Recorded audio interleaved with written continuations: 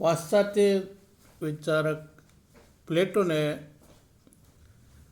उस समय की परिस्थितियों को देखते हुए और यूनान के नगर राज्यों में अयोग्य और स्वार्थी राजनीतिज्ञ शासन सत्ता का जो संचालन करते थे, उसके कारण अराजकता का माहौल था।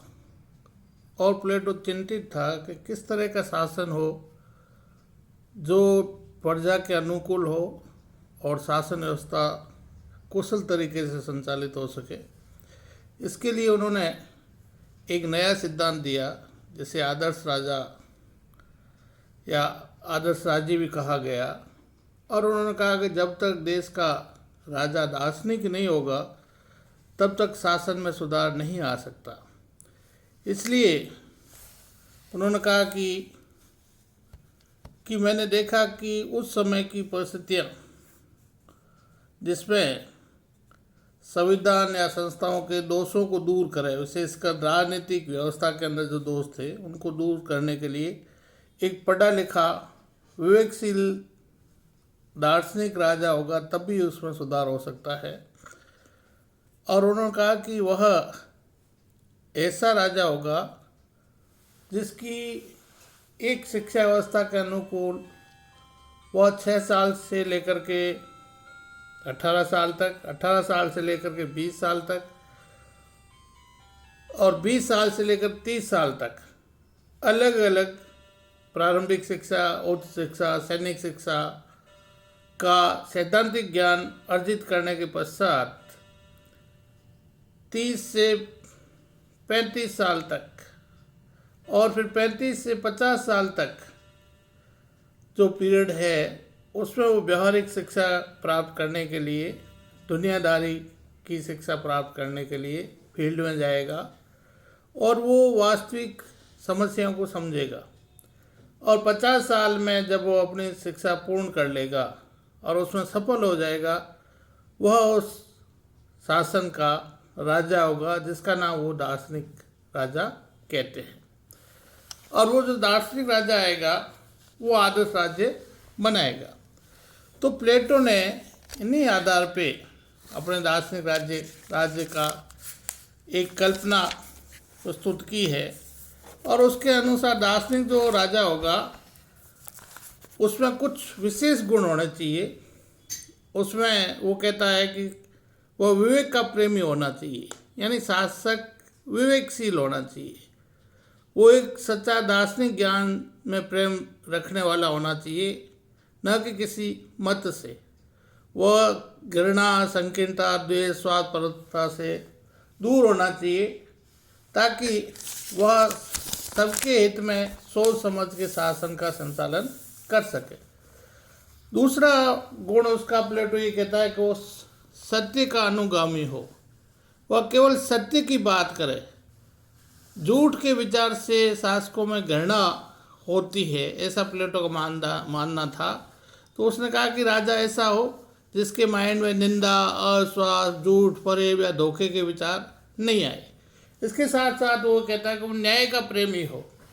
न्याय का प्रेमी होने का मीनिंग ये है कि प्लेटो का जो न्याय सिद्धांत है, जिसके अंतर्गत 3 प्रधान गुण होते हैं, जिसमें बुद्धि, साहस और लालसा, उन 3 प्रधान गुण के आधार पर समाज के जो 3 वर्ग है वो 3 वर्ग अपने प्रधान गुण के आधार पर वही काम करे। यही प्लेटो का न्याय का सिद्धांत है। और प्लेटो मानता है कि दार्शनिक राजा को इस न्याय के सिद्धांत की पालना करनी चाहिए कि जो बुद्धिमानी है वो प्रशासन का काम करे, जो साहसी है वो सैनिक वर्ग का काम करे, और जो लालच है जिनमें वो अर्थव्यवस्था का संचालन करे। इस तरह से 3 वर्गों की वो बात करता है।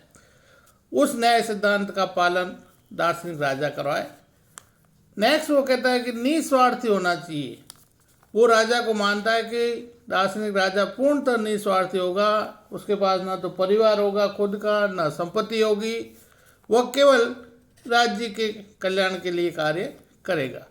साथ ही वो ये भी मानता है कि दार्शनिक राजा है वो सेल्फ कंट्रोल यानी आत्मनियंत्रण वाला होना चाहिए, जिससे उसे कोई निर्देश अन्य नहीं दे, न आदेश देता है, दूसरे आदेश नहीं दे, वो पवित्र और शासन स्वयं संचालित करने वाला होना चाहिए।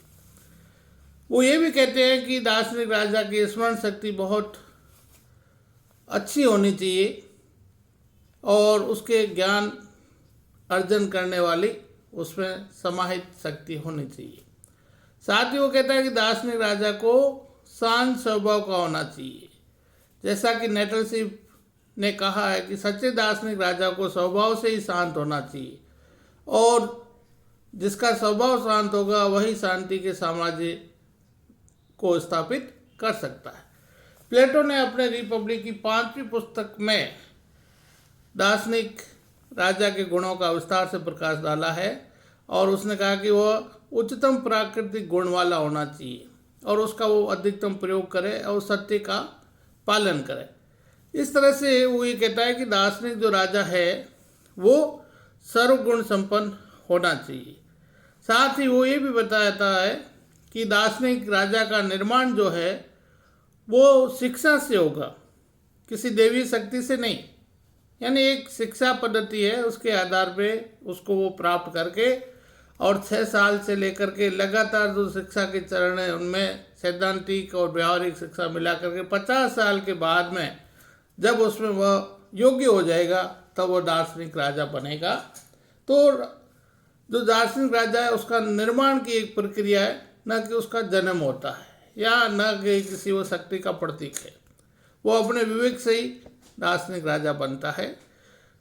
वो दार्शनिक राजा के कर्तव्य का उल्लेख करते हुए ये कहते हैं कि प्रत्येक व्यक्ति को उसे विशिष्ट कार्य सौंपना चाहिए। यानी जो प्लेटो का न्याय का सिद्धांत है वो इसी आधार पे है कि प्रधान गुण के आधार पे प्रत्येक व्यक्ति एक प्रधान कार्य कर सकता है।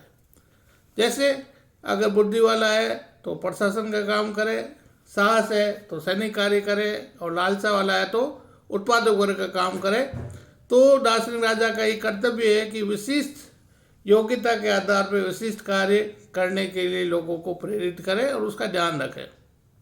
साथ ही वो कहता है कि शिक्षा का संचालन भी वो ऐसा करे जिससे भावी शासक भी दार्शनिक राजा पैदा हो सके। साथ ही वो भी ये भी कहते हैं कि धार्मिक विश्वासों को वो नियंत्रित करने वाला होना चाहिए। इस तरह से जो प्लेटो का दार्शनिक राजा है वो पूर्णतः विवेक के ऊपर निर्धारित है। वो लोकमत, रीति रिवाज या कानून के बंधनों से पूर्णतः मुक्त होता है। प्लेटो ने अपने आदर्श राज्य में लोकमत और कानून के महत्व को बिल्कुल अस्वीकार किया। उसकी मान्यता ये है कि अगर दार्शनिक अपने ज्ञान के कारण शासक बनता है तो उसे लोकमत के प्रति उत्तरदायी नहीं होना चाहिए। इसी प्रकार दार्शनिक शासक को कानून की बेड़ियों से भी जकड़ना उचित नहीं है। इस प्रकार से प्लेटो ये कहता है कि दार्शनिक जो राजा है स्वतंत्र विवेक से कार्य करते हुए एक अच्छा शासन दे पाएगा। इस तरह से वो ये कहता है कि दार्शनिक राजा ही एक आदर्श राज्य बना सकता है। उसने दार्शनिक राजा के ऊपर कुछ प्रतिबंध भी लगाए हैं। वो ये कहता है कि वह धन का संचय नहीं करेगा। साथ ही राज्य की सीमा में वो वृद्धि या कमी का रोकने का प्रयास भी नहीं करेगा। वो इतना राज्य होना चाहिए जितना कि आत्मनिर्भर हो सके। वो ये कहता है कि दार्शनिक राजा न्याय की स्थापना करेगा और शिक्षा पद्धति को भी बनाए रखने का। इस तरह से जो दार्शनिक राजा का सिद्धांत है वो आदर्श राज्य का आधार है। लेकिन प्लेटो के दार्शनिक शासक या आदर्श राज्य की आलोचना करते हुए कहते हैं कि प्लेटो का दार्शनिक राजा एक निरंकुश शासक की स्थापना करता है जो बिल्कुल उचित नहीं है। दूसरा ये आलोचना की जाती है कि नागरिकों की स्वतंत्रता और स्वविवेक का अंत हो जाता है प्लेटो के इस सिद्धांत में। तीसरी आलोचना ये की जाती है कि प्रजातंत्र की जो सिद्धांत है समानता उसका भी उल्लंघन है और यह विरोधाभास से भी परिपूर्ण है।